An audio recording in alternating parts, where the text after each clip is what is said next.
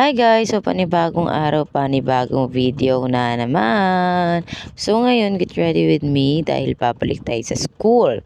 So sa mga nagtataka bakit tayo naka-civilian, it is because Saturday ngayon. Opo, may pasok po kami every Saturday. So Saturday po nung araw na to. Ayan. So, of course, bagong ligo na naman ang person.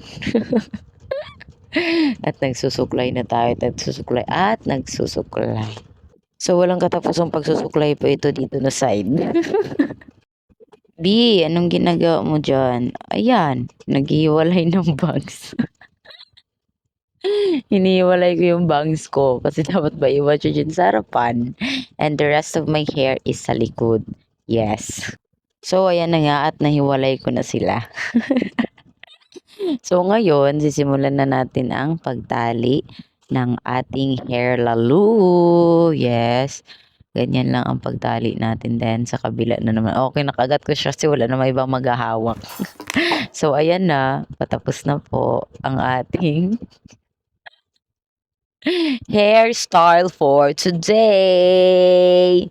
O, diba? Kailangan natin suklayan ng bangs para hindi magkatagod niya. Katag. And this time, kailangan natin maglagay ng pampakulay sa labi because lapsi kay kaday. Oo. So, ayan, magsusuot na tayo ng ating ID dahil hindi tayo makakapasok ng school without wearing our IDs. Then, ang bag, of course, and face mask. Yan lang, to be safe lang. And also, ang relo dahil time is gold. Ready to go. Bye-bye! So, ihahatid nga pala ako ng aking butihing kapatid. Ang ating butihing kagawad. Seryoso lagi talaga, oo. So, ayan, nandito na ako sa school. Actually, kaaga-aga ko katapos ko lang mag-breakfast dyan. Hi, mga classmates! So, akala ko talaga maaga yung pasok. Yun pala, mga nasa 8 a.m. pa. Sabi, wala pang 7:30, nandito na ako. Buti na lang din maaga naka-breakfast pa.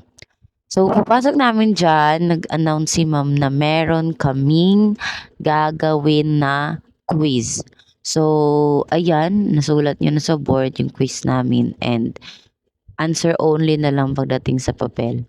Ang problem ko dyan is that hindi ko masyado maklaro yung nakasulat sa board. So, medyo malayo kasi ako sa board kasi may mga tao na rin sa harapan. Pero okay lang rin naman. Nakasagot naman ako. Oh, Big, anong ginagawa mo dyan sa harap at bakit ka nandyan? Ayun, oh lolo, seryoso yarn? Seryoso yarn, girl? Bakit ka nandyan? Ayan, so for today's video, reporter po ako. Oh lolo. Sineset up na namin dito yung projector at laptop para sa PowerPoint na gagamitin namin. So, of course, i-display namin dyan yung PowerPoint. And praise God, gumana nga. Magsisimula na kami sa reporting namin and sad to say, ako yung nasa introduction na part. So actually, hindi ako yung nasa introduction. Naging on the spot talaga ito kasi hindi nasali sa slides yung introduction. So kailangan ma-explain yung introduction na yun kasi kasali yun sa exam namin. So, ang part ko talaga is para pa mamaya. So, yun talaga yung na-studyan ko. Kaya nga ako maaga kasi nag-study ako. Pero para sa grades, ala, for the go na tayo. May copy man din. So, yan yung iba kong mga kasama sa reporting. So, itong dito na part, review na lang ito siya kasi actually na-topic na rin naman ito ni ma'am. So, review lang kasi kasali pa man din siya sa namin, sa report namin. So, doon nagtatapos yung first part. Nandito na tayo sa second part, which is ito yung part namin. At ang topic natin ay secret. Ayan, so dalawang board pala yung gamit namin dito. So sa kabila nandoon yung nasa PowerPoint presentation and dito sa kabila nandito ako nagsusulat ng mga anik-anik charis. Ayan, yan yung mga kailangan na i-discuss sa mga klase ko mamaya. Yan yung part ng reporting ko. So, confident naman ako sa sinulat at mga pinagsasabi ko dyan na tama siya. Nabigyan pa nga kami ng a round of applause dahil sabi ni Ma'am is ready daw ang mga reporters at talagang pinaghandaan daw namin. Kaya glory to God. And for me is ginawa naman namin yung part namin as a reporter ng araw na yan. Report, and... So, di ba nagkakaroon ng feedback? So, siya papunta dito. Diba? Then, ngayon ang mangyayari, every time, example, ako nandito, dali ka man dito, ya. Dalawa pa. Dalawa pa, yan, sige yan, dyan kaya. Tapos, doon sa kanya, doon kaya. Dyan kaya. Dyan, sige. So, ano nangyayari ganito? Si output 3, ako ang Q0, 1, 2, 3. So, si 3, ang feedback is pupunta dito. So, kuya, lakad ka dito. Ikot ka ganyan na. Tapos doon ka, dito ka, dito. So, magiging ganyan siya. So, ngayon, ang output is mag-iiba. So, paano? Sige na, thank you. Maraming salamat. Ayan. O diba, for the effort of person sa reporting niya, may pagganon pa. Charis. Shoutout nga pala sa kaklase ko, si Mr. Balabaran, na pinapaypayan ako kasi talagang pawis-pawis na ako dyan na part.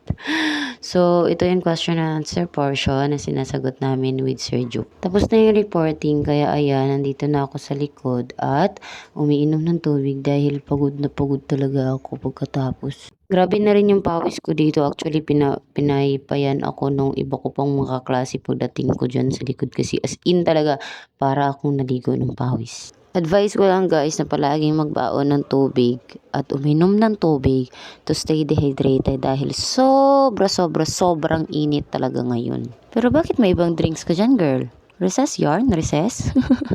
Share ko lang na maliban sa reporting is puro kami quiz nung araw na to. Overall, I really enjoy this day. So hanggang dito na lamang po. Magkita-kita tayong muli. Paalam! Thank you, Lord.